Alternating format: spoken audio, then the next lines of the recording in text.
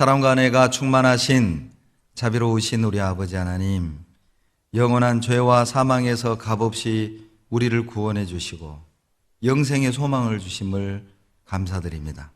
주님의 피로 구원받은 사랑하는 형제 자매님들과 함께 찬양하며 또 이렇게 좋은 아침에 말씀으로 교훈받을 수 있는 기회를 주신 것 또한 감사드립니다. 주님 오시는 그날까지 받은 은혜 보답하며 주님을 향한 우리의 사랑이 변하지 않도록 늘 붙잡아 주시기를 간구드립니다. 이 시간 성령님 우리 가운데 두루 역사하셔서 주님의 뜻을 옳게 분별할 수 있는 지혜를 주시고 주님을 위해 살고자 하는 열심도 우리 마음에 더하셔서 우리의 모습을 통해 우리 주변에 많은 잃어진 영혼들이 주님 앞에 돌아올 수 있도록 귀하게 사용해 주시기를 간구드립니다. 교회가 계획하고 있는 모든 일들 가운데 주님이 앞서 행하셔서 사람의 지혜로 주님의 일을 하지 아니하고 하나님의 도우심과 인도하심 아래 모든 것들이 이루어질 수 있도록 도와주시고 오직 우리를 통해서 하나님 영광이 나타날 수 있도록 도와주시옵소서. 말씀을 사모하고 말씀에 굴복하고 말과 행실에 주님의 은혜와 사랑을 나타내는 우리 모습을 통해서 하나님의 영광이 화순지역에 가득 채워지며 많은 영혼들이 구원에 인도되어질 수 있도록 도와주시옵소서. 일본 니가다 교회, 필리핀 앙헬레스 교회에도 하나님이 도와주시고 선교사님들 가정에도 필요한 은혜로 채워주시옵소서. 병상에 계시는 안타까운 우리 형제자매님들에게 건강을 더해 주시고 또 그곳에서 하나님이 주시는 은혜와 사랑을 누릴 수 있도록 도와주시옵소서. 내일부터 오전 집회 31구역 집회가 진행이 됩니다. 말씀을 대언하시는 목사님들에게도 능력으로 함께해 주시고 이번에도 복음을 알지 못하는 복음을 필요로 하는 많은 영혼들에게 담대히 복음을 전하고 주님의 도우심으로 구원 얻도록 도와주시옵소서. 전국에 계시는 모든 주님의 자녀들 하나님이 보호해 주시고 변화된 주님의 자녀들이 이 땅의 빛과 소금이 되도록 도와주시옵소서. 갈릴리 수양관, 소망관 건축도 하나님이 함께해 주시고 도와주셔서 아무 사고 없이 순적히 완공이 돼서 올해 학예 수양회를 또 소망관에서 갈릴리 수양관에서 또 진행할 수 있도록 도와주시옵소서. 온전히 주님께만 의지하며 우리를 사랑하시는 예수님 이름으로 감사하며 기도드렸습니다. 아멘. 마태복음 18장을 보시겠습니다. 마태복음 18장 21절 22절입니다. 마태복음 18장 21절 22절 다 같이 읽겠습니다. 그때에 베드로가 나와 가로되 주여 형제가 내게 죄를 범하면 몇 번이나 용서하여 주리이까? 7번까지 하오리이까? 예수께서 가라사대 내게 이르노니 7번뿐 아니라 70번씩 7번이라도 할지니라. 오늘은 어떻게 용서할 것인가 라는 제목으로 함께 교훈을 배워보겠습니다. 우리가 이제 세상을 살아가다 보면 또 신앙생활을 하는 과정 속에 참 많은 사람을 만나게 되고 또 관계 속에서 또 상처도 받고 또 상처도 주고 문제를 받고 문제도 주기도 하죠. 그래서 내가 용서를 구해야 하는 상황도 생기고 또 내가 용서를 해야만 하는 상황도 발생을 하죠. 자, 그때 우리는 과연 나에게 상처를 주고 나에게 문제를 주는 그들을 향해 몇 번이나 용서를 해야 할까? 이것은 아마 우리들만의 문제가 아니라 이 당시 사도들도 아마 그런 문제, 그런 갈등이 있었던 것 같습니다. 그래서 베드로가 예수님께 묻습니다. 주님, 형제가 내게 죄를 범하면 몇 번이나 용서하여 주리까? 7번까지 하오리까? 왜 이런 질문을 할까요? 지금 뭔가 이런 상황이 발생이 된 거죠. 아마 모르긴 몰라도 베드로가 어떤 형제들과 계속 어떤 형제와 이렇게 계속 갈등이 또 오해가 또 문제가 생겼을 수도 있고 또 다른 형제들 간에 항상 부딪히는 사람 있잖아요. 항상 부딪히는. 아마 그래서 이런 질문을 한 것은 아닐까. 몇 번을 용서해야 될까? 주님, 몇 번을 용서해야 될까요? 7번 할까요? 왜 굳이 7번이라는 숫자를 여기에 말씀했을까요? 그 이유는 그 당시에 이 랍비들이 이렇게 가르쳤대요. 적어도 3번까지는 용서해라. 아마 이렇게 가르쳤다고 해요. 그래서 그 랍비들의 가르침보다 훨씬 2배가 넘는 7번을 제시하면서 은근히 베드로 자신의 신앙 그리고 어떤 그 자신의 어떤 인내, 자신의 인격은 뭔가 좀 다르다. 이걸 과시하려는 의도가 들어있다. 이렇게 봅니다. 그래서 이 베드로는 주님, 형제가 내게 죄를 범하면 몇 번 용서할까요? 7번 할까요? 그 당시 랍비들의 가르침보다는 훨씬 더 높은 어떤 그 윤리의 기준을 제시하고 있는 것입니다. 지금 왜 이제 이 18장에서 용서를 몇 번 할까라는 질문이 나온 배경은 18장의 주제가 이렇습니다. 18장 1절로 4절부터의 내용은 이 제자들이 서로 누가 크냐? 서로 크고자 하는 그 제자들을 향해 예수님이 어린아이 같이 겸손해야 될 것을 말씀하고 있거든요. 서로 크고자 하는 문제가 있었고요. 그리고 5절부터 14절까지에서는 이 크고자 하는 사람들이 범하기 쉬운 죄가 뭐냐면 약한 자들을 실족시키는 겁니다. 자기 기준으로 정죄하는 거죠. 구원받은 사람이 그렇게 사냐고. 구원받은 사람이 그것도 못 이기냐고.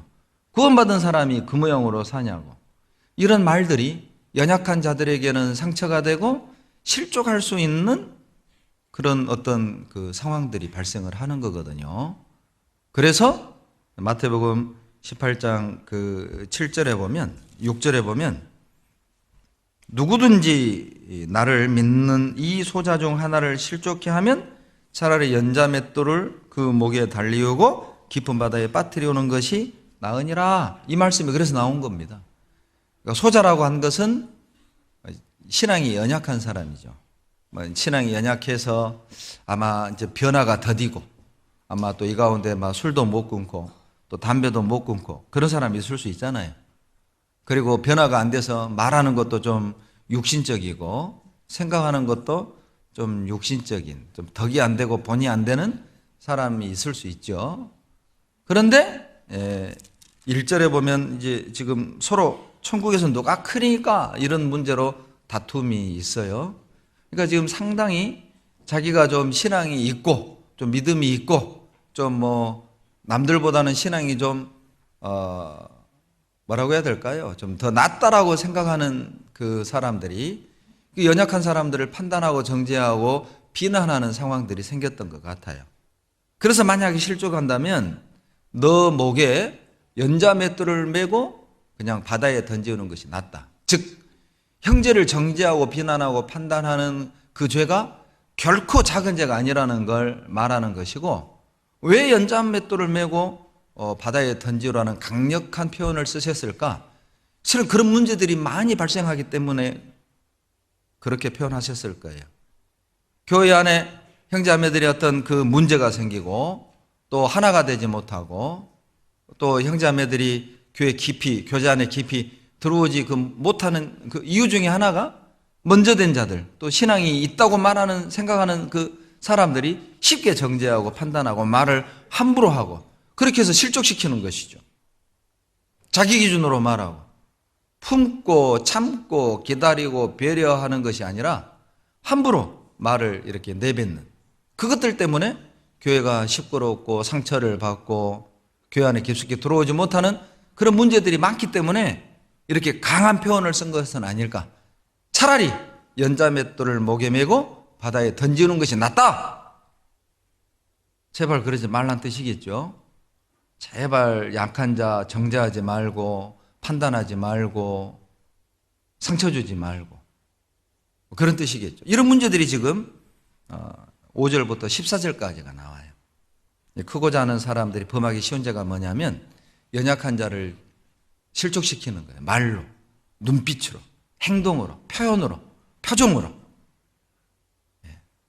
그리고 이제 15절부터 20절까지는 그 범죄한 형제들을 그냥 뭐 보듯 보지 말고 그들을 잘 돌이키게 해서 회개시켜서 교제 안에 다시 세워질 수 있도록 하려면 그들이 죄를 범할 때 좀 신중하게 그들을 교회적으로 교회 차원에서 권징할 것을 말하고 있어요. 그리고 난 다음에 21절부터 35절까지는 범죄한 형제에 대한 하나님의 용서와 배려에 대한 교훈을 하고 있는 겁니다. 그래서 이제 그 중에 베드로가 이제 톡 나서는 것이죠.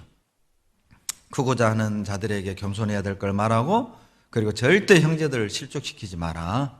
그리고 혹 죄를 범하는 형제가 있으면 잘 가르쳐 다독거려 가지고 좀 돌이키게 하고 회개시켜서 교회 안에 딱 세워질 수 있도록 좀 절차, 교회적인 어떤 방법을 가지고 권면을 잘 해줘라, 세워줘라. 이런 말을 주님이 하시니까 이제 베드로가 딱 나서는 거예요. 그러면 주님, 형제가 내게 죄를 범하면 몇 번 용서할까요? 7번 할까요? 당시 가르치면 3번인데 7번이나 할까요? 근데 자기는 이제 그만한 믿음이 있고 그만한 인격이 되고 그만큼 인내할 수 있다는 걸 은근히 과시하는 것이죠. 그때 주님의 대답입니다. 7번이 아니죠. 주님의 대답은 22절 다시 한번 같이 읽습니다. 예수께서 가라사대 내게 이르노니 7번뿐 아니라 70번씩 7번이라도 할지니라. 70번씩 7번이면 몇 번입니까? 490번이죠. 그러니까 490번 용서해라. 그 말은 490번만 용서하고 491번째부터는 폭발해라. 그런 뜻이 아닙니다. 그러니까 그 당시 3번까지는 용서하라고 했던 가르침이 있던 차에 490번이면 이건 뭐냐면 끝없이 용서하라 그 말이거든요. 무한히 용서하라 그 말이거든요. 끝까지 용서하라 그 말이거든요. 실제 주님은 우리를 70번씩 7번 용서해 주셨잖아요. 그 많은 크고 더러운 죄를 십자가의 피로 영원히 도말하시고 용서해 주실 뿐 아니라 구원을 얻고 난 뒤에도 우리는 얼마나 교만했습니까? 우리는 얼마나 세상 것을 사랑했습니까? 얼마나 우리는 육신적입니까? 얼마나 아직도 우리는 고집이 세고 돈을 주님보다 더 사랑하는 그런 마음이 있고 그럼에도 주님은 나를 받아주고 계시잖아요. 주님이 우리를 끝없이 용서하고 계시잖아요. 그러나 인간인 우리에게 육신을 입고 있는 우리에겐 70번씩 7번 용서하는 건 쉬운 것이 아닙니다. 끝까지 용서하는 건 결코 그것은 인간의 본성과 의지로 될 수 없다는 걸 우리는 알아요. 내 성격, 내 기준, 내 입장에서는 아이고 나는 7번 용서하는 것도 어려워. 490번 용서하는 것도 나는 못해. 어떻게 끝까지 용서해? 우리 육신은 그렇죠. 인간의 본성으로는, 인간의 의지로는 용서는 불가능합니다. 어떤 제자가 스승에게 물었대요. 선생님, 어떻게 하면 용서할 수 있을까요? 스승이 이렇게 대답했대요. 용서. 예? 뭐라고요? 용서. 뭔 뜻이에요? 용 쓰라고. 용서. 용서. 용서는 용 써야 된다는 거죠. 아직도 안 웃는 분들은 뭐예요? 설마 졸고 있었던 건 아니죠? 용서는 쉬운 것이 아니라는 겁니다. 용서를 하려면 용을 써야 한다는 것이죠. 힘 써야 한다는 것이죠. 어렵다 그 뜻이죠. 인간의 본성으로는 용서하는 건 불가능합니다. 우리 의지로는 용서하는 것이 불가능해요. 그래서 마태복음 18장 33절에 이렇게 말씀하셔요. 같이 읽겠습니다. 마태복음 18장 33절 같이 읽습니다. 내가 너를 불쌍히 여김과 같이 너도 내 동관을 불쌍히 여김이 마땅치? 아니야. 내가 너를 불쌍히 여김과 같이 너도 내 동관을 불쌍히 여기는 것이 마땅치 아니하냐. 내가 너를 용서한 것 같이 너도 너에게 해를 끼친 다른 사람을 용서하는 것이 마땅치 아니하냐? 이 말씀은 뭘 의미할까요? 주님께 용서받은 사람만 용서할 수 있다는 뜻이죠. 주님께 용서받아야만 그 사람도 타인을 용서할 수 있다는 거예요. 그런데 이 종은 주님께 용서를 받아놓고도 타인을 용서하지 않았다는 것입니다. 그것을 책망하고 있고 그것이 문제가 되고 있는 거예요. 여러분, 우리가 타인을 용서하려면 먼저 주님께 용서를 받아야 합니다. 주님의 사랑으로 십자가의 보혈로 구원을 얻고 용서받은 사람은 그리고 타인을 용서할 수 있어요. 천하를 평정한 이 세상을 정복한 황제라도 할 수 없는 것이 하나 있습니다. 땅은 정복했지만 원수 국가는 정복했지만 원수를 용서하는 일은 어렵습니다. 땅을 정복하기 쉽지만 원수를 용서하는 건 어려운 일이죠. 왜냐하면 용서란 주님께서 우리 마음속에 이루신 새로운 인격이기 때문에 그래요. 십자가의 보혈로 구원을 받고 새롭게 만들어진 인격이 용서인데 내가 이 땅을 정복하는 능력이 있고 정복하는 황제랄지라도 주님의 보혈로 구원을 얻고 용서할 수 있는 새로운 인격을 얻기 전에는 결코 누군가를 용서하는 건 쉬운 것이 아니에요. 나라를 정복하는 것보다 원수를 용서하는 것은 훨씬 어려운 일이라는 것이죠. 하나님의 용서를 경험하지 못한 사람은 누군가를 용서하는 건 어려운 것입니다. 하나님의 용서를 경험하지 못한 사람은 용서의 인격을 갖추는 것이 불가능하다는 것이죠. 그렇다면 여기 앉아있는 내가 하나님께 용서받고 구원받았다면 우리는 용서할 수 있고 그리고 반드시 용서를 해야만 하는 책임도 있음을 우리는 기억해야 합니다. 용서받은 사람은 용서해야 합니다. 용서할 수 있는데 용서하지 않은 것을 하나님이 책망하는 내용이 오늘 본문으로 읽은 마태복음 18장 21절로 35절까지의 악한 종의 이야기예요. 용서받아놓고도 용서 안 한 것입니다. 용서할 수 있는데도 용서하지 않은 것이죠. 골로새서 3장 13절을 보겠습니다. 골로새서 3장 13절로 14절 같이 읽습니다. 누가 네게 혐의가 있거든 서로 용납하여 피차 용서하되 주께서 너희를 용서하신 것과 같이 너희도 그리하고 이 모든 것 위에 사랑을 더하라. 이는 온전하게 매는 띠니라. 누가 네게 혐의가 있거든. 이 혐의가 뭐냐면 비난받을 만한 일 아니면 다툼 이렇게 번역이 됩니다. 비난, 다툼 그리고 용납은 너그러운 마음으로 자제하고 양보하는 것 이렇게 원어의 의미가 그래요. 그리고 용서가 어떤 의미냐? 은혜를 베풀다, 그런 의미입니다. 그러니까 14절을 방금 그 정의를 가지고 다시 쉽게 풀어본다면 이렇게 풀 수 있어요. 누군가 자신을 비난할지라도 너그러운 마음으로 그를 이해하고 은혜를 베풀어라. 14절의 의미가 그것입니다. 이게 가능할까요? 나를 비난하는 사람을 향해 여러분, 우리가 너그러운 마음으로 그 사람에게 은혜를 베푸는 게 이게 가능하냐는 거예요. 가능합니다. 누가 가능하냐? 13절의 답이죠. 13절 끝부분에 주께서 너희를 용서하신 것 같이 너희도 그리하고, 주님께로부터 용서받은 사람만 나를 비난하는 사람에게 너그러운 마음으로 은혜를 베푸는 게 가능하다는 거예요. 너가 주님으로부터 은혜를 받았고 주님으로부터 용서를 받았다면 너도 너를 비난하는 사람을 용서하고 너를 비난하는 사람을 향해 은혜를 베풀 수 있다라고 말하는 것입니다. 주님이 우리에게 할 수 없는 불가능한 일을 요구하는 게 아니라 할 수 있는 것을 하라고 말씀한다는 것이죠. 그럼에도 불구하고 우리는 용서라는 단어를 들을 때 마음에 반감이 확 올라오는 사람이 있어요. 나는 절대 용서 못해. 내 남편 용서 못해. 내 부모 용서 못해. 내 아내를 용서 못해. 내 친구를 용서 못해. 난 죽어도 그 형제를 용서 못해. 혹시 여러분 그런 마음 있으신가요? 주님이 뭐라고 얘기할까요? 이렇게 얘기할 겁니다. 내가 너를 용서한 것 같이 너도 그리하라. 주님이 만약 나에게 그렇게 말씀하신다면 여러분 뭐라고 우리는 대답해야 할까요?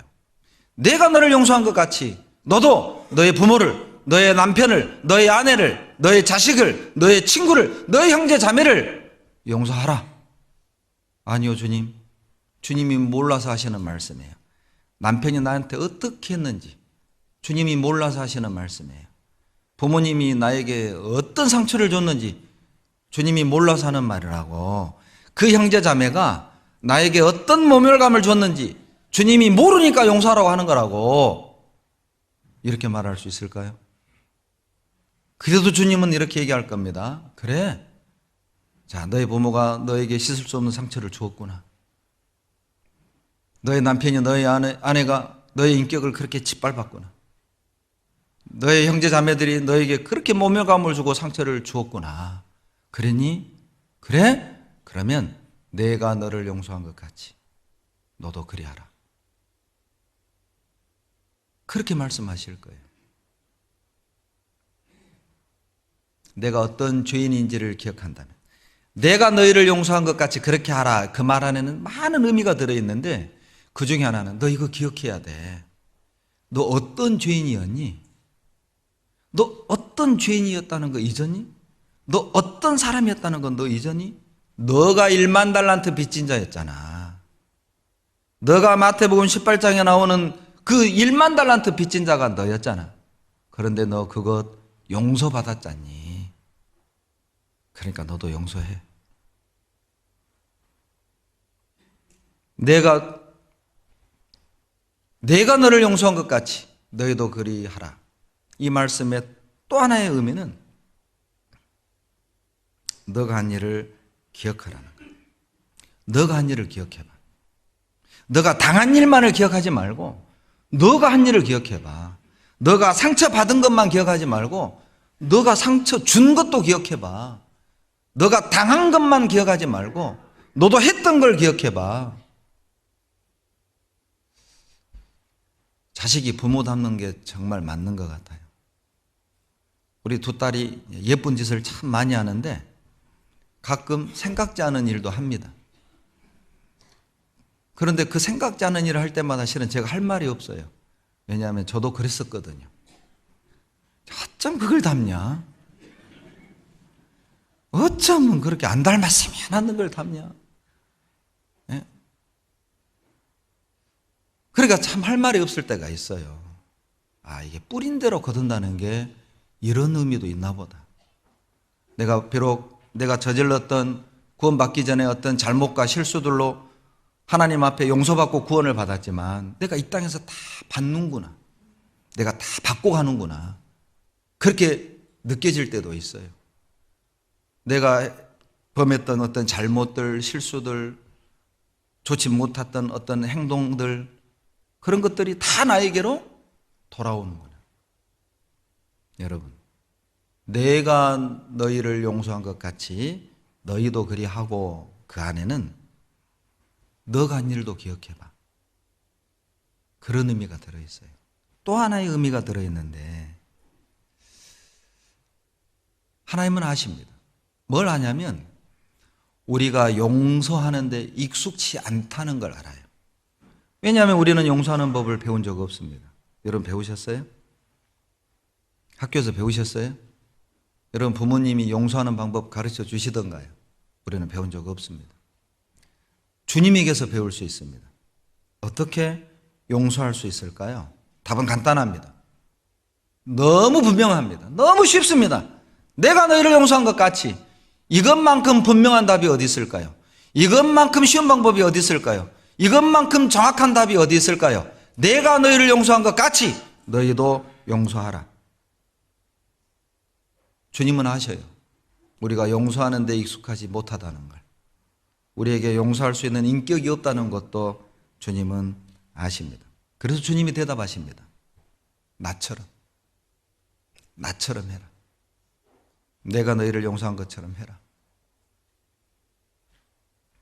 그리고 14절에 이 모든 것 위에 사랑을 더하라. 여러분, 사랑을 더하라. 무슨 의미일까요?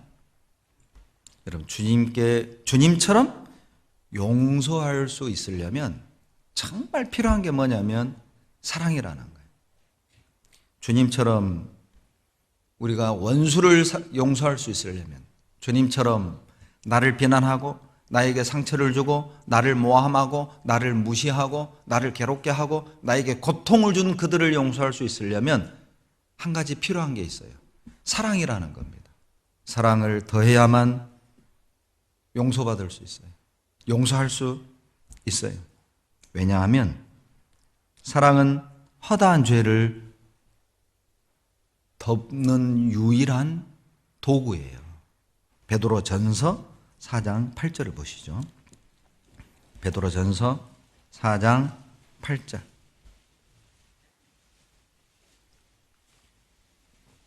베드로전서 4장 8절. 같이 읽겠습니다. 무엇보다도 열심으로 서로 사랑할지니 사랑은 허다한 죄를 덮느니라. 죄를 덮는 유일한 건 사랑이라는 것이죠. 그래서 이 용서의 원어적 의미가 세 가지가 있는데, 덮다란 뜻이 있대요. 용서가 뭐냐? 덮는 것. 그리고 치워버리는 것. 치운다 뜻이 있고요. 그리고 멀리 보낸다, 그런 뜻이 있대요. 그게 용서의 의미입니다. 덮는 것, 치워버리는 것, 멀리 보내는 것. 그게 용서인데, 자, 그 의미를 본다면, 그 의미를 통해 본다면 왜 나는 용서를 못하는 걸까? 답이 분명하죠. 내 분노가, 내 안에 있는 분노, 내 안에 있는 감정이 내 안에 있는 주님을 향한 사랑보다 훨씬 더 크면 덮을 수 없잖아요. 분노가 더 큰데 사랑이 더 적어. 사랑이 적은데 이 큰 분노를 어떻게 덮겠어요? 용서는 덮는 건데 왜 용서가 안 되냐? 내 감정이 더 크니까요. 내 분노가, 내 자존심이, 내 상처가 내 안에 있는 주님의 사랑보다 더 크니까 못 덮는 거예요. 용서의 방법은 간단합니다. 내 안에 있는 분노, 내 안에 있는 감정보다 주님의 사랑이 훨씬 더 크다면 덮고도 남지 않겠어요? 내 안에 있는 주님의 사랑이 내 안에 있는 이 분노와 감정보다, 미움보다 훨씬 크다면 덮을 수 있잖아요. 용서는 덮는 거니까. 사랑으로 덮어야만 용서될 수 있으니까. 사랑으로 덮어야만 받아들일 수 있으니까. 우리가 해야 될 일은 뭘까요? 분노와 감정을 일단 멈추고 우리 주님의 사랑의 넓이, 길이, 높이, 깊이를 더욱 깨달아가는 것입니다. 그 사랑이 더 커져간다면, 내 안에 주님의 사랑이 더 커져간다면 내 안에 주님의 사랑이 더 뜨거워져 간다면 우리는 어떤 분노, 어떤 감정, 어떤 상처도 덮을 수 있습니다. 이 모든 것 위에 사랑을 더하라. 용서하기 원하셔요? 주님의 사랑을 깨달으셔야 됩니다. 원수를 받아들이기를 원하십니까? 주님의 사랑을 더 크게 느끼셔야 됩니다. 그 사람이 죄를 덮을 수 있어요. 용서하는 힘이 없는 사람은 사랑할 힘도 없는 거예요. 주님을 사랑하지 않는 사람은 용서할 힘도 없는 것이죠. 자신은 용서를 받았으면서 왜 타인을 용서하지 못하는 걸까요? 자기는 용서를 받았으면서 왜 우리는 타인을 용서하지 않는 걸까요? 마태복음 18장 23절로 돌아가 봅시다.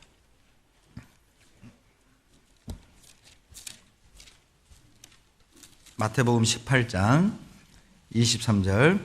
이러므로 천국은 그 종들과 회개하려 하던 어떤 임금과 같으니 회개할 때에 1만 달란트 빚진 자 하나를 데려오매 갚을 것이 없는지라. 주인이 명하여 그 몸과 처와 자식들과 모든 소유를 다 팔아 갚게 하라 한데 그 종이 엎드려 절하며 가로되 내게 참으소서 다 갚으리다 하거늘 그 종의 주인이 불쌍히 여겨 놓아 보내며 그 빚을 탕감하여 주었더니 그 종이 나가서 제게 100데나리온 빚진 동관 하나를 만나 붙들어 목을 잡고 가로되 빚을 갚으라 하며 29절로 29절부터 32절까지 같이 읽습니다.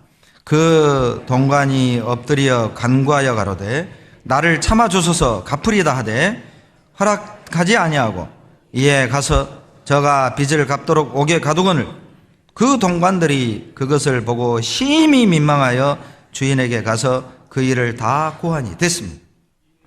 여러분, 두 종이 있었습니다. 한 종은 1만 달란트 빚진 종이고요. 한 종은 100데나리온 빚진 종입니다. 자, 1만 달란트 이렇게 말을 하면 얼마나 큰 돈인지 모르시죠? 자, 1만 달란트를 우리나라 돈으로 환전해 드릴게요. 자, 100데나리온, 1데나리온은 노동자 하루 품삯입니다. 1데나리온이, 1데나리온. 이런 건 딱 써놓으면 좋아요. 1데나리온이 하루 품삯. 요즘 하루 품삯 얼마요? 임차 형님, 하루 품삯 얼마요? 죄송합니다. 노출되네요. 월급이. 보통 10만 원 잡읍시다. 계산하기 좋게. 10만 원 잡아요. 그러면, 자, 1데나리온은 우리 돈으로 10만 원입니다. 그러면, 1달란트는 6,000데나리온이에요. 자, 1달란트가 6,000데나리온이에요. 그러면 1데나리온이 10만 원이니까 1달란트는 자, 6,000 곱하기 10만 하면 얼마죠? 6억입니다. 자, 1달란트가 6억입니다. 자, 그러면 1만 달란트는 얼마일까요? 6조입니다. 1만 달란트가 얼마다? 6조. 하루 일당 10만 원으로 잡으면 6조 원의 빚을 진 거예요. 물어봅시다. 6조 원을 일반 개인이 갚아요? 못 갚아요? 못 갚아요. 물론 이 1만 달란트 빚진 종은 누구 얘기하는 겁니까? 우리 각자의 얘기를 하는 거예요. 여기 앉아있는 내가 6조 원의 빚을 탕감받은 종이라고요. 6조 원의 빚을 탕감받고 용서받고 나가다가 이 종이 자기에게 100데나리온 빚진 사람, 100데나리온이면 10만 원 곱해봐요. 1,000만 원. 1,000만 원 빚진 그 종의 멱살을 잡고 야 이놈아 내 돈 내놔. 그러니까 이 종이요 한 번만 기회를 말미를 달라고 내가 곧 가져다 드리겠다고. 쓸데없어 지금 당장 가져와. 옥에 쳐넣어버린 거예요. 6조 원을 탕감받은 이 사람이 자기에게 1,000만 원 빚진 사람 감옥에 가뒀어요. 주변에 있는 사람들이 보고 똑같이 31절에 민망했던 거예요. 참 민망한 일이잖아요. 어떻게 이런 일이 있을 수 있을까요? 어떻게 이런 사람이 있을 수 있을까요?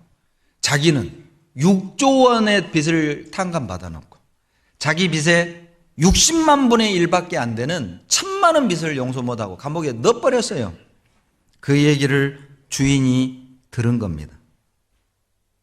32절, 33절 같이 읽겠습니다. 이에 주인이 저를 불러다가 말하되 악한 종아, 내가 빌기에 내가 내 빚을 전부 탕감하여 주었거늘 내가 너를 불쌍히 여긴 것과 같이 너도 내 동관을 불쌍히 여김이 마땅치 아니하냐?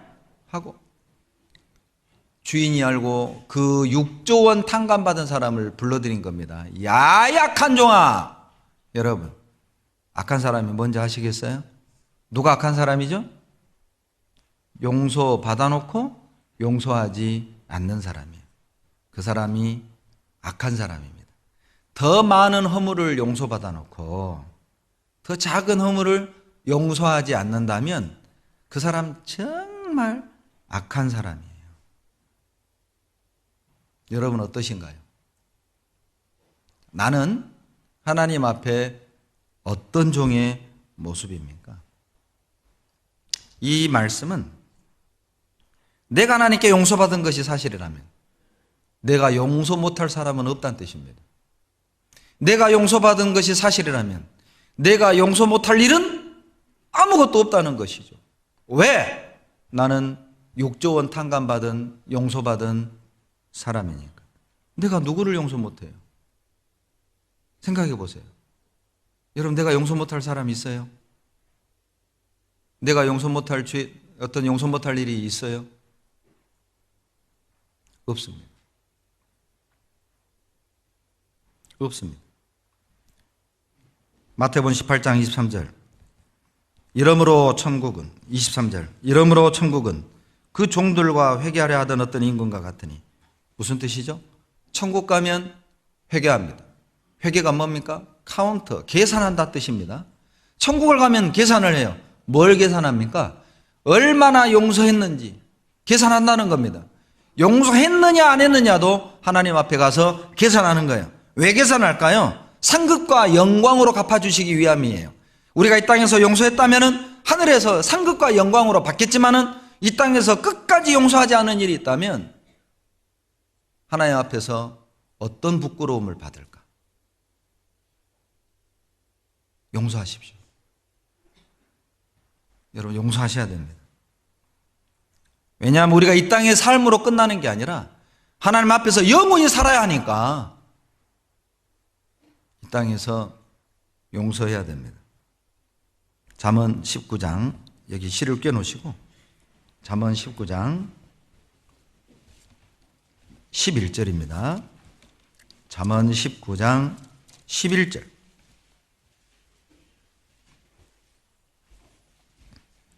노하기를 더디하는 것이 사람의 슬기요. 같이 읽습니다. 허물을 용서하는 것이 자기의 영광이니라. 허물을 용서하면, 이 땅에서 용서하면 하늘에서 영광으로 돌아온다는 뜻이잖아요. 반대로 말한다면 만약 이 땅에서 우리가 용서하지 못한다면 하나님 앞에 섰을 때 얼마나 부끄럽게 될까요? 이 땅에서 우리가 서로 용서하지 못한다면 어떻게 천국에서 영원히 함께 살까요? 용서하지 않은 상태로 영원히 살래요? 용서하지 않은 상태로 영원히 얼굴 볼래요? 천국에 가면 우리 내면이 다 드러날 텐데, 하나님이 아시는 것처럼 우리가 서로를 알게 될 텐데, 여러분, 우리 그런 모습으로 함께 할 수 있을까요? 용서하는 것은 영광으로 돌아옵니다. 그래서 이 땅에서 용서를 해야 됩니다. 왜 용서를 해야 될까요? 여러분, 용서하지 않는 것은 여러분 하나님 앞에 신령한 제사를 막아요. 예배를 막아요. 용서하지 않는 마음은 예배를 막습니다. 마태복음 5장 23절 보시죠. 마태복음 5장 23절.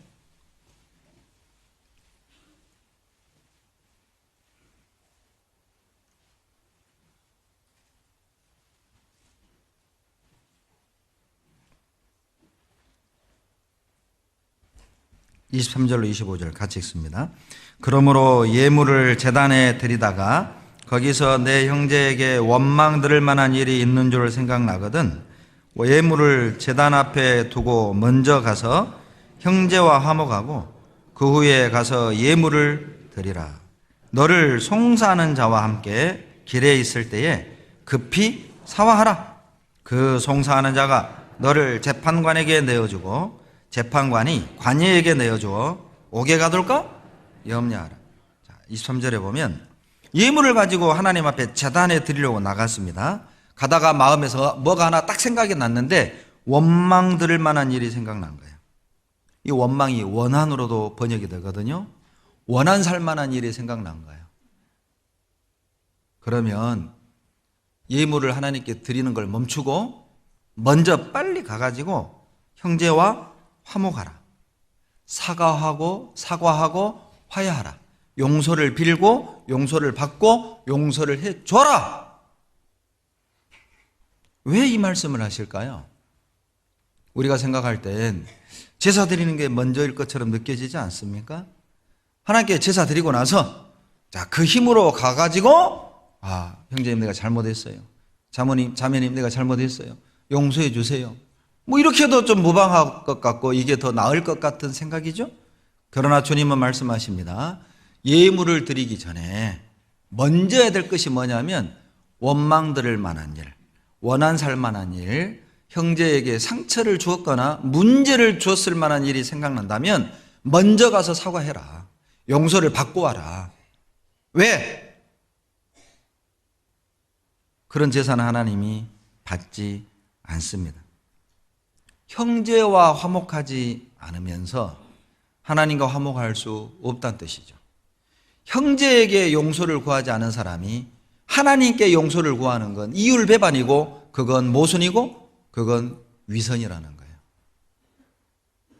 하나님께 말로만 용서를 구하지 말라는 것입니다. 실제 너가 상처를 준 그들에게 가서 용서를 구해라. 왜 나한테 와서 용서를 구하느냐? 그 사람에게 용서를 구해. 모든 상처를 다 줘놓고 기도는 쉽죠? 하나님 용서해 주세요. 쉽죠? 하나님은 말합니다. 너 나에게 용서를 구하지 말고 너가 상처를 준 그들에게 가서 용서를 구해. 그들과 먼저 화목해. 그래야 너는 나와 화목할 수 있다. 불편하시죠? 이런 말씀이 좀 불편할 겁니다. 왜냐하면 나에게 그런 용기가 아직 없잖아요. 난 아직 용서를 구할 마음도 없고 용서를 해주고 싶은 마음도 아직 없거든요. 그러나 이 말씀 들으셔야 됩니다. 그래서 이 말씀을 하시는 거죠. 실은 오늘 설교는 주문 제작된 설교입니다. 실은 작년 연말 어떤 형제님이 목사님 용서에 대한 설교를 한번 해주세요. 그래서 제가 약속했어요. 예, 형제님 제가 지금은 제가 해야 될 그 설교들이 있으니까 먼저 해놓고 그리고 때가 되면 꼭 제가 올해 안에 용서에 대한 말씀을 한번 할게요. 그리고 미룬 것이 오늘이 됐네요. 나는 이것도 하나님의 인도하심이라고 믿습니다. 그분이 달리 그런 게 아니라 이제 과거에 제가 했던 용서에 대한 설교를 유튜브에서 들으셨대요. 그래서 어떤 설교를 들으셨나 하고 저도 유튜브 들어가서 용서를 찾아봤거든요. 용서, 배영기 검색했더니 진짜 용서에 관한 설교를 배영기 목사가 했어요. 근데 내가 아니에요. 장로교회 배영기 목사가 따로 있더라고. 근데 또 이상하게 저는 못 찾았어요. 제가 했던 용서에 대한 설교를. 그래서 다시 한번 용서에 대한 말씀을 해야 되겠다. 이제 그분이 그 말씀을 듣고 너무 좋았대요, 자기에게. 그래서 한 번 더 해주면 감사하겠다고. 아마 이렇게 이 말씀이 준비된 것은 오늘 누군가에게 이 말씀이 정말 필요할 겁니다. 진짜 오늘 이 말씀 듣고 용기 내십시오. 이 말씀을 듣고 용기를 내서 용서를 구하시고 용서를 하셔야 됩니다. 그때 하나님과 화목하게 될 수 있고 그리고 우리 마음의 감옥에서 벗어날 수 있어요. 마음의 감옥에서 벗어날 수 있어요. 여러분, 용서는 자기를 위해 하는 겁니다. 타인을 위해 하는 게 아니에요. 나를 위해 하는 거예요. 상처를 준 사람은 놀랍게도 고통받지 않습니다. 상처를 받은 사람이 고통의 세월을 보내죠. 용서하지 않는다면 그 고통의 세월은 지속될 겁니다. 용서해야만 그 고통에서 비로소 벗어날 수 있는 거예요. 왜 주님이 내가 너희를 용서한 것 같이 너희도 용서하라고 우리에게 이렇게 부탁하는 걸까요? 그건 우리 자신을 위한 거예요. 고통에서 자유로워질 수 있는 유일한 출구가 여러분 용서라는 것입니다. 과거의 아픔에서 벗어날 수 있는 출구가 용서라는 것입니다. 과거의 어둠에서 벗어날 수 있는 유일한 출구가 용서라는 것입니다. 그래서 주님은 용서하라는 것이죠.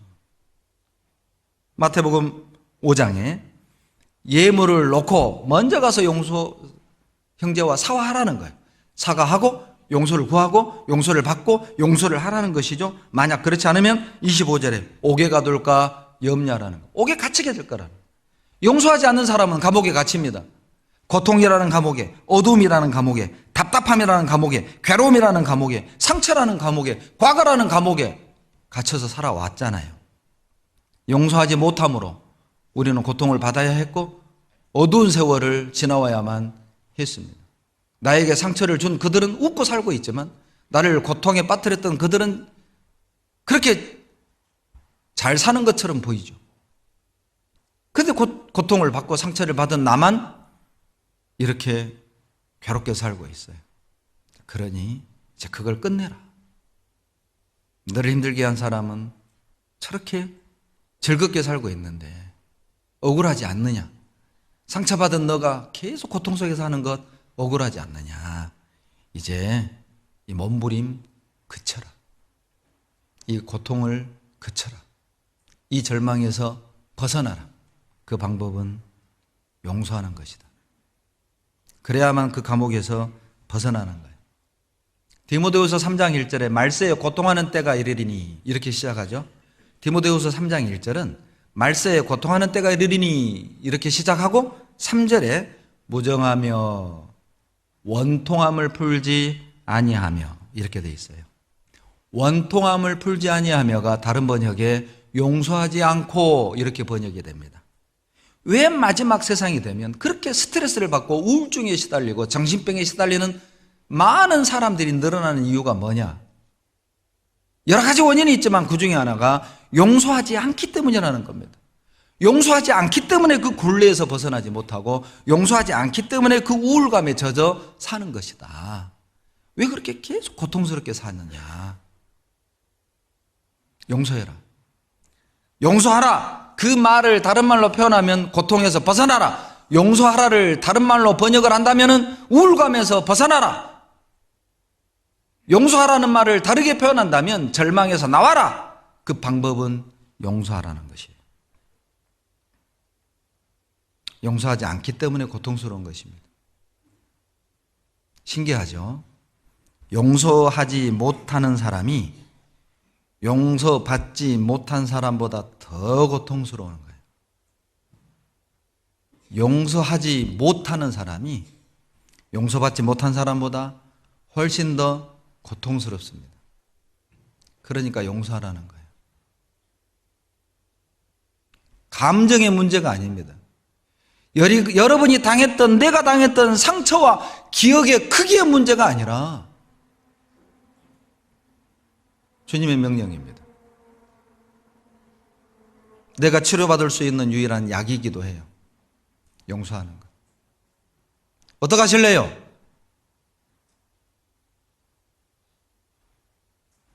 용서할 때 우리는 자유롭게 됩니다. 용서하지 못하는 마음이 나를 불행하게 만드는 것이죠. 나를 불행하게 하는 건 나에게 상처를 준 사람 때문이 아니죠. 용서하지 못하는 내 마음이 나를 불행하게 하는 거예요. 진짜 해보세요. 용서해보라고. 자유로워질 겁니다. 용서해보세요. 행복해질 겁니다. 마태복음 6장 14절로 15절입니다. 마태복음 6장 14절로 15절 같이 읽죠. 너희가 사람의 과실을 용서하면 너희 천부께서도 너희 과실을 용서하시려니와 너희가 사람의 과실을 용서하지 아니하면 너희 아버지께서도 너희 과실을 용서하지 아니하시리라. 영원한 죄를 사함받고 구원받은 후 우리가 서로에게 실수를 하고 상처를 주고받는 일에 대하여 하나님이 하시는 말씀입니다. 우리는 이미 용서받은 사람이기 때문에 용서할 수 있으니까 용서하라는 것이죠. 그럼에도 불구하고 너가 만약 형제자매들의 실수를 너가 용서하지 않으면 나도 너의 실수에 대해서 용서하지 않겠다, 지옥 보내겠다, 그 말이 아니에요. 하나님과의 관계가 깨지고 평강이 깨지고 기쁨이 사라지고 기도의 응답이 느껴지지 않고 말씀을 들어도 마음에 감동이 없고 말씀을 읽어도 깨달음이 없고 하나님이 멀리 계신 것처럼 느끼고 괜히 두렵고 답답하고 징계죠. 용서하지 않으면 나도 너를 용서하지 않겠다. 내가 용서할 때 나도 용서받습니다. 그래서 용서하라는 겁니다. 내가 용서해야만 나도 용서받을 수 있으니까. 여러분 참 미운 사람 있죠? 없애버리세요.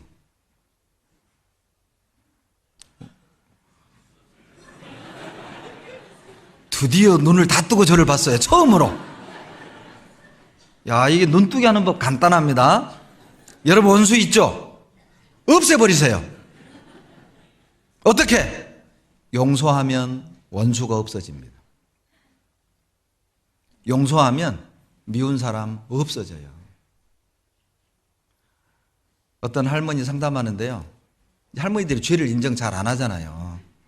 죄 없다고 진짜 참 나이 드시면 그렇게 뻔뻔해져요. 죄송합니다. 여기는 이제 구원 받은 분들이니까. 안 받은 분들이 그렇다고 말이에요. 죄 안 지었대. 며느리 미워했죠. 놈의 딸 데려다가 뭐더러 미워한다요. 얼마나 미운가 몰라요. 그렇게 말하는 할머니 보면. 아니 할아버지가 시집 올 때 해온 거 없다고 공부 글도 못 읽는다고 무식쟁이라고 핀잔할 때 미워했잖아요. 나는 미워하는 사람 없어요. 왜요? 이미 다 죽어버렸어. 확실하게 원수를 없애버렸어요. 이제 그렇게 없앨 수는 없으니까 원수를 없애는 방법은 용서하면 원수가 없어져요. 용서하면 미운 사람이 없어져요. 없애버리세요. 누가복음 11장 4절에도 우리가 우리에게 죄지어 모든 자를 사하여 준 것 같이 우리의 죄도 사하여 주옵시고. 물론 마태복음 6장 14절 15절 말씀과 같은 의미죠. 내가 용서할 때 나도 용서받을 수 있다는 거예요. 여러분 우리가 정말 용서할 때 주님이 나를 통해 역사하시는 걸 느끼게 될 겁니다. 누가복음 23장 34절에 주님이 십자가 위에서 7가지 기도를 하셨죠. 그것을 가상 7언이라고 그래요. 가상, 십자가 위에서 7언, 7마디를 7가지 말씀을 하셨어요.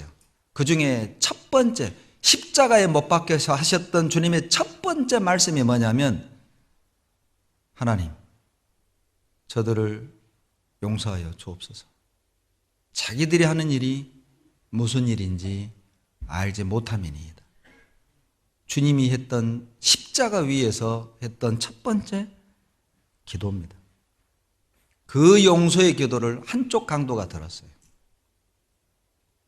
그리고 그는 돌이킵니다. 하나님 아들 예수여, 당신의 나라에 마실 때 나를 생각하소서.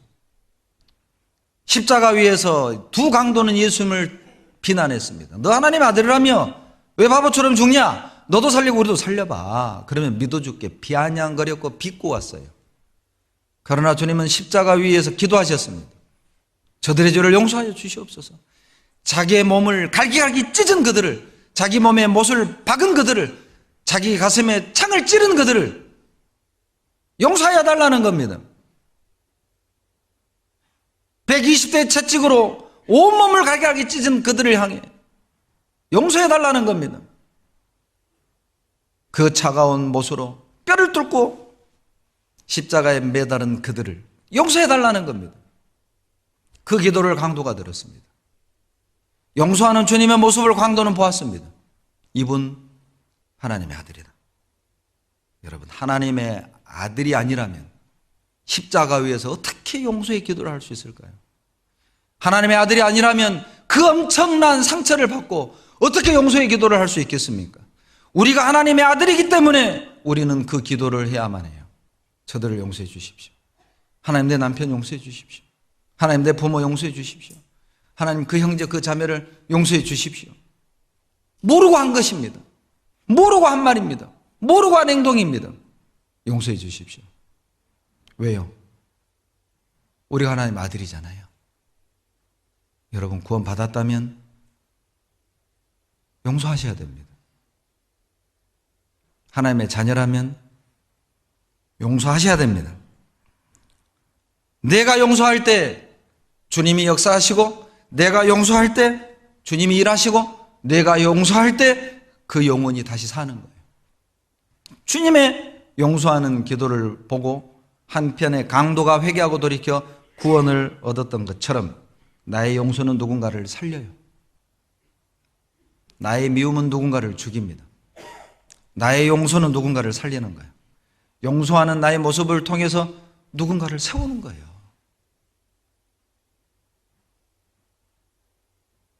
누군가를 세울 수 있어요.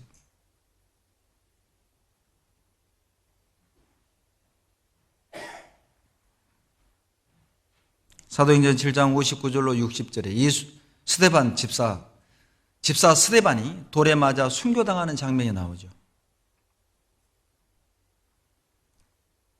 스데반이 돌에 맞아 순교를 당할 때의 모습은 무릎을 꿇고 고개를 들고 기도하는 모습이었답니다. 여러분, 돌에 맞아 보셨어요? 제가 어렸을 때 윗동네 아랫동네 돌싸움 많이 했거든요. 돌싸움을 했어요. 길거리에 있는 돌을 던져요, 위로. 윗동네. 제가 장터였거든요. 그러니까 윗장, 아랫장이었어요. 우리 아랫장은 우시장, 소 파는 동네, 우리 동네가 소 파는 동네. 위쪽은 이제 옷도 팔고 이렇게 마른 해물도 파는, 그러니까 윗동네는 좀 깨끗하고 아랫동네는 좀 더러워요. 5일장 끝나고 나면 온 동네가 똥밭이요, 똥밭. 막 소똥, 막 개똥. 저 어렸을 때는요, 막 염소, 닭, 거위 다 들고 와가지고 이렇게 그 울타리 이렇게 딱 만들어가지고 그 안에 넣어놓고 팔았거든요. 말도 팔고 그랬어요. 말도 팔았어요.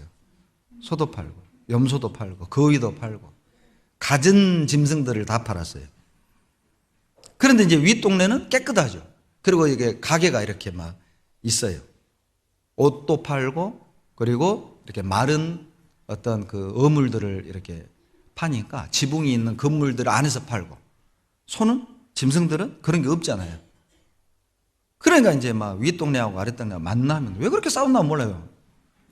그냥 싸웠어요. 지금 생각하니까 싸울 일이 없는데 너그는 위시고 우리는 아랫게 싸웠어요.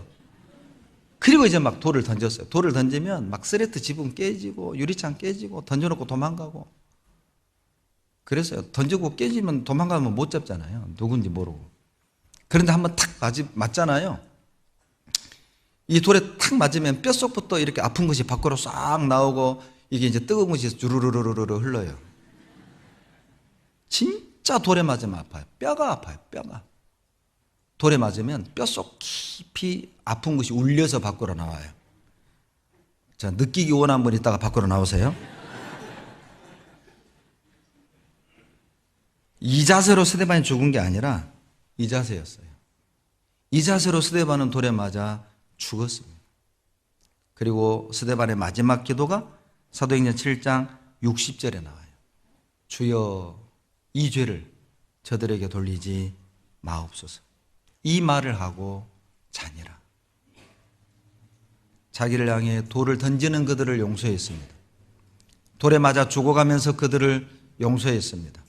그 결과가 사도행전 8장에 나옵니다.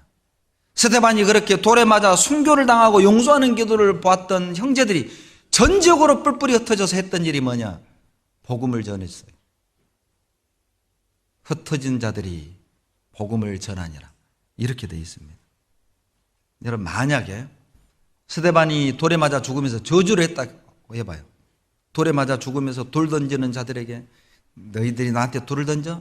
너희들은 바위에 깔려 죽을 것이다. 뭐 예를 들면 이것들아 두고 봐라. 하나님이 너희들을 가만 안 둘 것이다.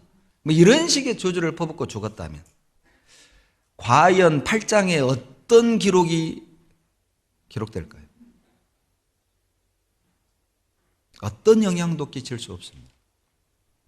그리스도인이 나에게 돌을 던지는 자들을 미워하고 돌을 던지는 자들을 향해서 감정을 품고 돌을 던지는 자들에게 거리를 두고 돌을 던지는 자들을 인사하지 않고 돌을 던지는 자들을 향해 약수를 청하지 않고 돌을 던지는 자들과 함께 앉지 않고 그리스도인이 그렇다면 자, 그 사람을 통해 과연 주님이 무슨 일을 할 수 있을까요?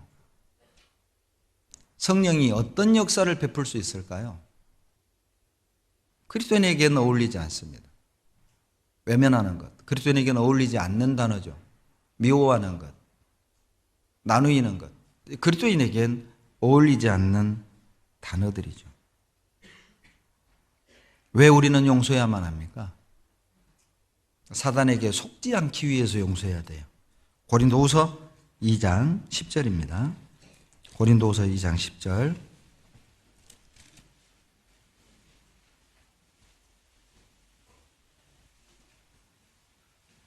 고린도후서 2장 10절로 11절을 다 같이 읽습니다. 너희가 무슨 일이든지 네게 용서하면 나도 그리하고 내가 만일 용서한 일이 있으면 용서한 그것은 너희를 위하여 그리스도 앞에서 한 것이니 이는 우리로 사단에게 속지 않게 하려 함이라. 우리가 그 괴계를 알지 못하는 바가 아니로다. 고린도 성도들이 얼마나 바울을 힘들게 했습니까? 사도도 아니다.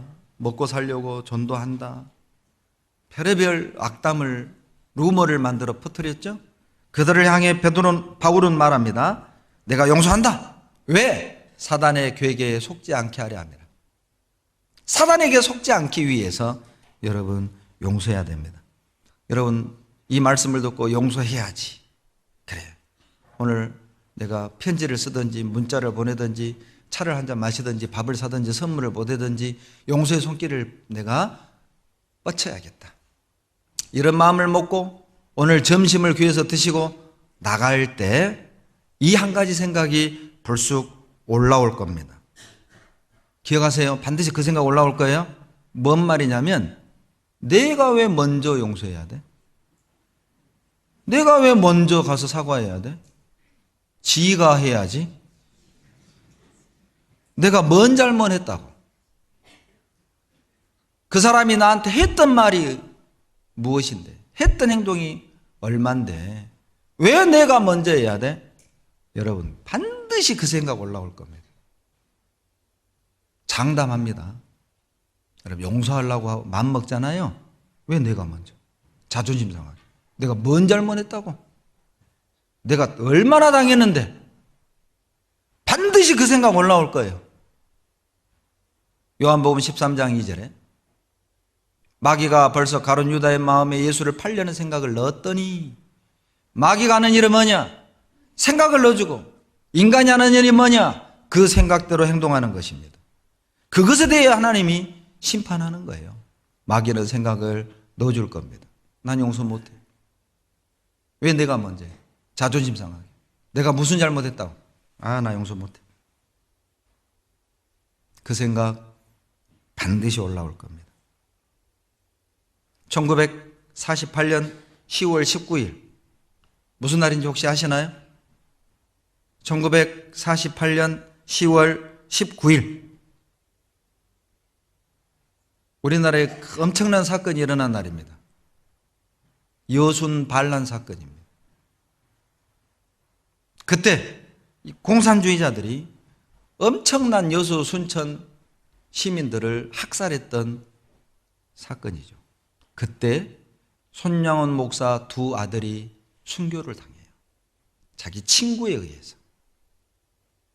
고등학생, 중학생이었습니다. 그때.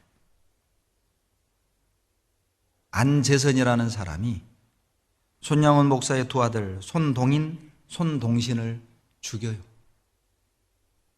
예수를 부인해라. 그러면 살려줄게. 죽는 길을 선택합니다. 그리고 총살당해 죽습니다. 그런데 놀라운 건 경찰과 군인이 반란군을 제압을 하고 안재선이도 잡혔습니다. 그리고 법정에서 사형원도를 받았어요. 놀라운 건 손양원 목사는 탄원서를 제출합니다. 살려주세요. 이 안재선이를, 내 두 아들을 죽인 이 원수를 살려주세요. 그리고 내 양아들로 삼겠습니다. 손양원의 자식은 3남 3녀였습니다. 큰딸이 반대를 했습니다. 아버지 지금 무슨 말씀하시냐고. 오빠 둘을 죽였는데 어떻게 살려달라는 말을 할 수 있냐고. 아버지는 말합니다. 여기에서 보복과 복수와 원한의 고리를 끊어버리지 않으면 계속 이 악순환의 고리는 반복될 것이다. 우리가 원수를 갚으면, 보복을 하면 그 다음 세대가 계속 보복과 원한의 고리는 반복이 될 거다. 여기에서 끊자. 주님이 우리에게 말씀하시기를 원수를 사랑하라. 주님의 명령 아니냐. 그리고 이 딸도 아버지의 고집을 못 꺾습니다. 그리고 그 안재선이를 양아들로 삼아요. 두 아들 장례식 때 9가지 감사기도는 유명한 내용이죠. 두 아들 장례식을 치르는 이 아버지가 마지막 조문객을 향해 9가지 감사의 기도문을 말합니다. 첫째, 나 같은 죄인의 혈통에서 순종의 자식들이 나오게 해주셔서 감사합니다. 둘째, 많은 성도들 중에 이런 보배들을 하필 내게 주셔서 감사합니다. 셋째, 3남 3녀 중에서 가장 아름다운 장자와 둘째 아들을 바치게 되어 감사합니다. 넷째, 한 아들의 순교도 영광인데 두 아들이 순교할 수 있는 영광을 주심에 감사합니다.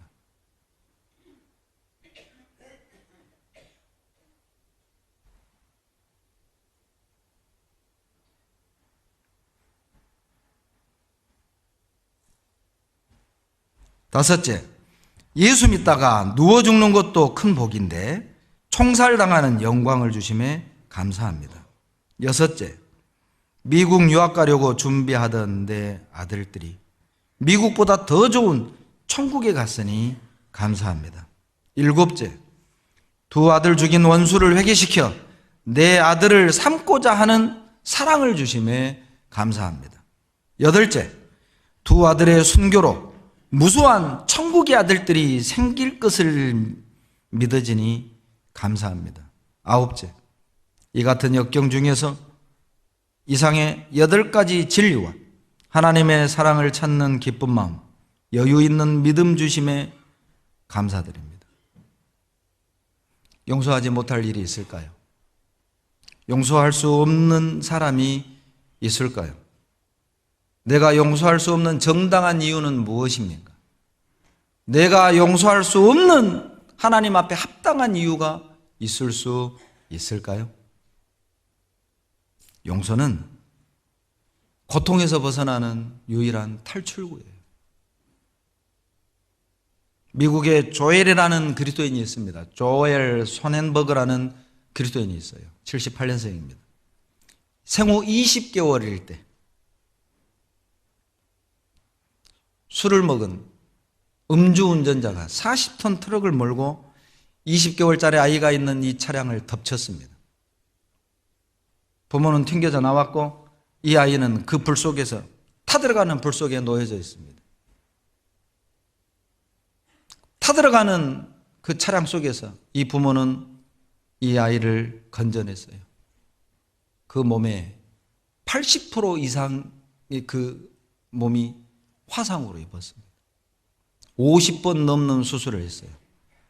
귀 녹아서 없어졌고, 코 녹아서 없어졌고, 입술 녹아서 없어졌고, 손가락 다 없어졌고, 발도 녹아서 없어졌고, 그리고 도망간 그 음주운전자를 18년 만에 잡아서 법정에 세웠습니다. 그리고 조엘은 그 법정의 증인석에 섰어요. 그리고 그는 그 음주운전자를 용서해 달라고 탄원합니다. 그 이유는 이와 같습니다. 저는 증오심으로 인생을 허비하지 않을 것입니다. 증오가 또 다른 고통을 낳을 것이기 때문입니다. 대신 사랑으로, 하나님의 은혜 안에 있는 무한한 사랑으로 나는 둘러싸일 것입니다. 우리가 용서해야 되는 이유입니다. 용서는, 증오심은 우리의 인생을 허비하게 만들고 그리고 또 다른 고통을 낳을 것입니다. 만약 우리가 용서한다면 우리는 하나님의 무한한 은혜와 사랑으로 둘러싸여 살게 될 거예요. 고통 속에 살아갈 것인가? 하나님의 무한한 은혜와 사랑 가운데 살아갈 것인가? 선택은 이제 내가 해야 합니다. 용서해 보세요.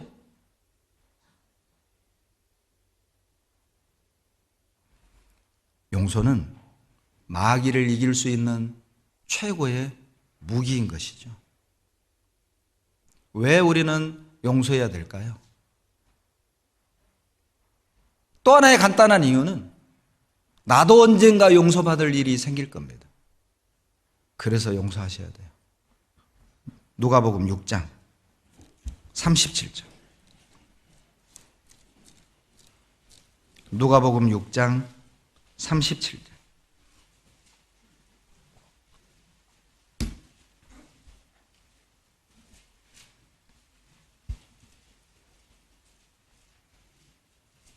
(6장 37절) 같이 읽습니다.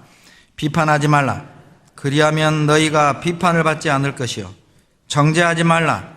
그리하면 너희가 정죄를 받지 않을 것이요. 용서하라. 그리하면 너희가 용서 받을 것이요. 여러분 참 멋지지 않습니까? 왜 우리는 비판하는 걸 멈출 수 없죠? 왜 우리는 정죄하는 걸 멈추지 못하는 걸까요? 왜 우리는 용서가 안 되는 거죠? 이게 너무 이상하지 않습니까? 용서받은 내가 용서할 수 없는 것도 이상한 것이고,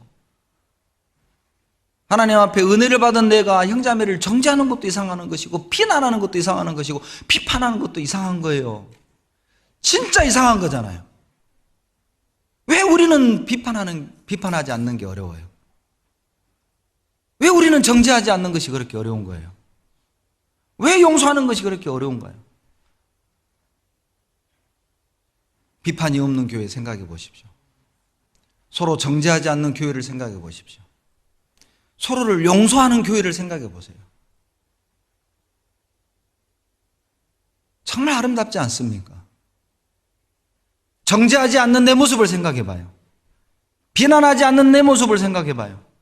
서로 사랑하는 내 모습을 생각해 봐요. 서로 용서하는 내 모습을 생각해 보라고. 내 안에 그것으로 가득 들었다면 내 인생은 어떻게 바뀌어질까요? 그게 그렇게 좋은 것인 줄 우리는 아는데, 그게 마땅한 것임을 우리는 아는데, 너무도 쉽게 정죄하고 너무도 쉽게 판단하고 우리는 용서하는 게 그렇게 어려워요.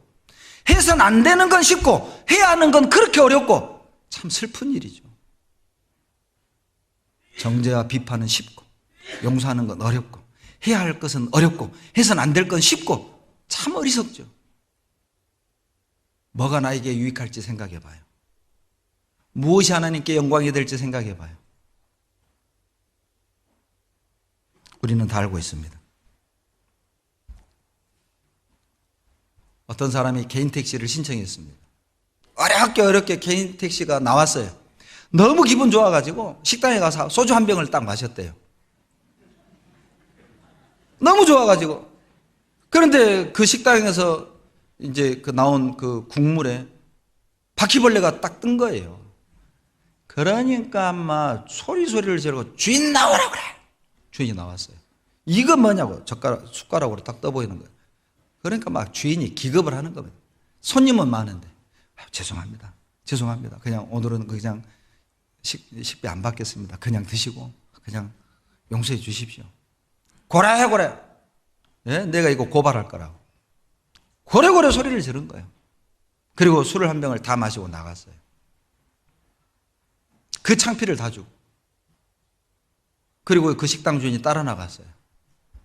그리고 개인 택시 남바를 외웠어요. 112에 전화했어요. 몇 번이 음주운전한다고. 면허 취소됐어요. 여러분, 누가복음 6장 37절 용서하라.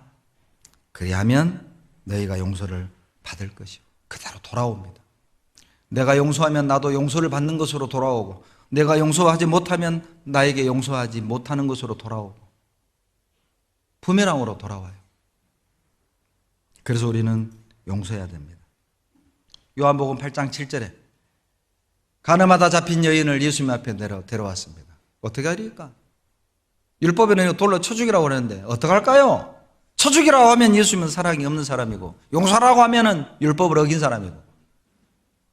요한복음 8장 7절에 주님의 대답입니다. 너희 중에 누가? 너희 중에 죄 없는 자가 먼저 돌로 치라. 노인에서부터 어린아이까지 돌을 버리고 돌아갔어요. 죄 없는 자가 먼저 돌로 치세요. 죄 없으면 돌을 던지세요. 우리가 용서해야 되는 이유입니다. 나도 허물이 있지 않습니까? 나도 실수가 있고 나도 잘못이 있는 사람이잖아요.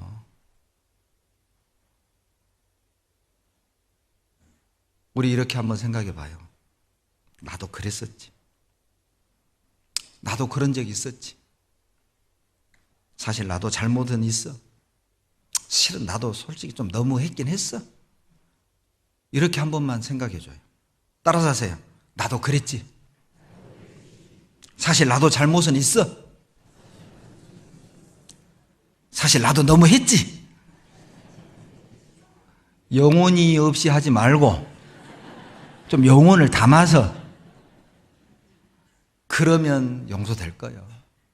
솔직히 나도 너무 했잖아요. 사실 나도 잘못은 했고 나도 그런 적이 있고. 여러분, 용서하지 않으면 기도가 안 됩니다. 그래서 용서하라는 거예요. 마가복음 11장 25절입니다. 마가복음 11장 25절.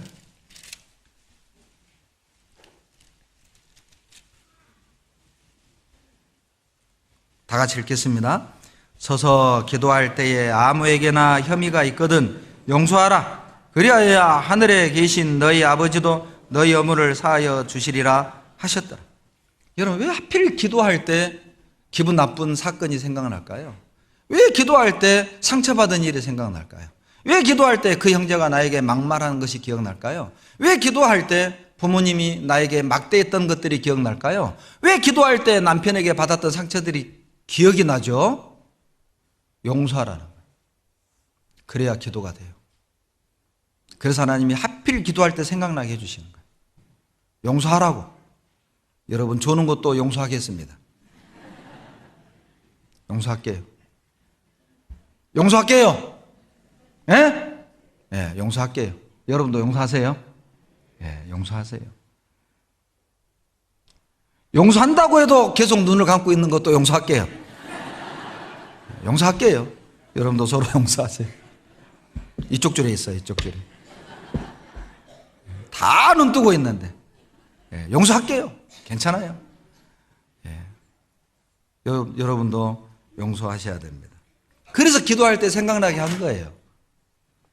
왜? 용서하지 않으면 기도가 안 되는 겁니다. 자, 옆 사람 보세요. 옆 사람 보고 따라서 하세요. 당신을 용서합니다. 나를 용서해 주세요. 예. 용서하셨습니까? 네. 정말 용서하십시오. 여러분, 어떻게 용서할 수 있을까요? 이거 하나 기억하세요. 하나님이 허락하신 일이라는 걸 기억하세요. 그러면 용서가 돼요. 자, 사무엘 하 16장을 한번 봅시다. 사무엘 하 16장을 한번 보세요. 7절.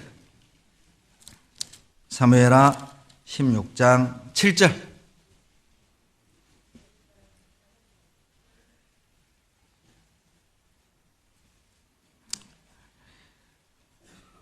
시므이가 저주하는 가운데 이와 같이 말하니라. 피를 흘린 자여 피로한 자여 가거라 가거라.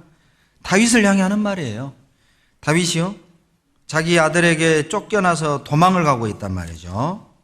아들이 압살롬이 반역해서 지금 도망을 가고 있어요. 근데 시므이라는 평민이 멀리서 쫓아오면서 돌을 다윗 왕을 향해 던지면서 비루한 자여 가거라 가거라. 빌어먹을 인간아 꼴 좋다. 내가 너 그럴 줄 알았다. 왜? 시므이는 사울 왕과 같은 베냐민 지파예요. 이 시므이는 다윗이 사울을 죽이고 왕권을 뺏었다, 이렇게 이제 생각을 하는 것이죠. 그러니까 이제 다윗이 압살롬의 반역을 피해 도망을 갈 때 쫓아오면서 욕을 하는 거예요. 비루한 자여 가거라 가거라. 옆에 있던 그 아비새라는 장군이 이제 화가 머리 끝까지 치밀어 오는 거예요. 그리고 다윗에게 이렇게 말합니다. 왕이시여, 죽은 개 같은 자의 목을 내가 치리까? 그게 9절에 나옵니다. 9절. 수르야의 아들 아비새가 왕께 여짜오되 이 죽은 개가 어찌 내 주 왕을 저주하리이까? 청컨대 나로 건너가서 저의 머리를 베게 하소서.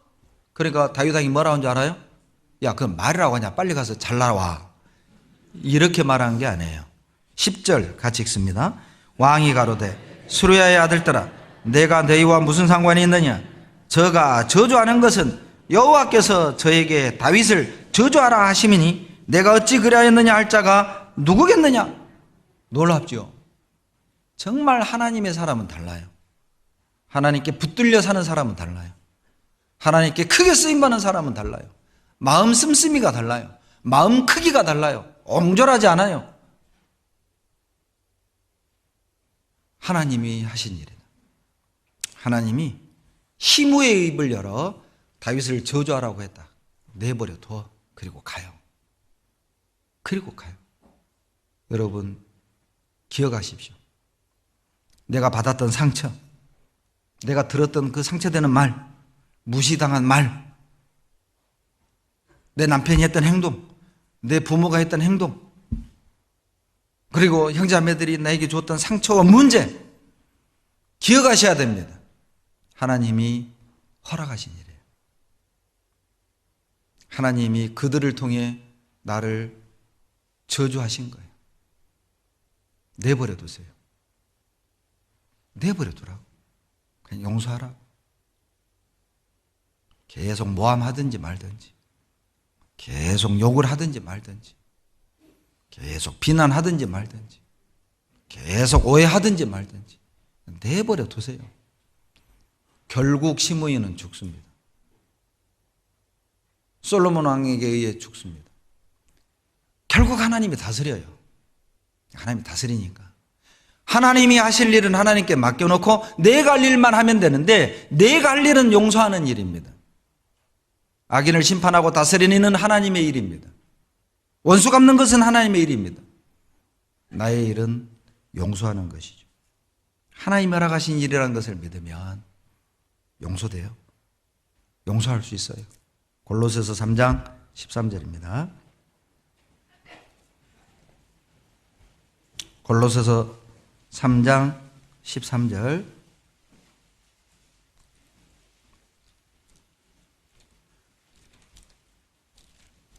다 같이 읽겠습니다.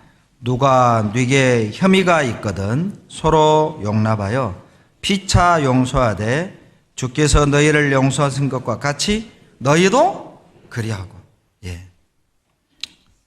용서는 그 사람이 용서받을 만한 일을 해서 용서하는 것이 아니라 내가 주님께로부터 용서를 받았기 때문에 용서하는 것이죠. 골로새 3장 13절 말씀이 그런 의미입니다. 너희가 내가 너희를 용서한 것 같이 너희도 그리하라. 그 사람이 용서받을 만한 일을 해서 용서하라는 게 아니에요. 너가 용서받았으니까 너도 용서하라는 것이죠. 여러분, 원수를 갚음으로써 내 육신을 만족시킬 수 있어요. 분풀이를 함으로써 내 육신을 만족시킬 수는 있어요. 그러나 용서한다면 그 육신을 정복할 수가 있습니다. 여러분, 육신을 만족시킬래요? 육신을 정복하실래요? 여러분에게 내드린 한 주간의 숙제입니다. 용서하십시오. 같이 기도하시겠습니다. 사랑이 많으신 아버지, 도와주시옵소서. 우리의 육신은, 우리의 본성은 용서할 수가 없습니다. 그러나 주님이 우리를 용서하셨고 주님이 우리에게 베푸신 그 사랑의 힘으로 그 허물을 덮고 용서하고 그 고통으로부터 자유로울 수 있도록 도와주시옵소서. 그리하여 용서하는 우리를 통해 더 많은 이들이 구원 얻고 용서하는 우리를 통해 하나님 영광이 나타나게 도와주시옵소서. 이방인과 주님의 자녀가 무엇이 다른지 용서를 통해 보일 수 있도록 도와주시옵소서. 예수님 이름으로 기도드렸습니다. 아멘.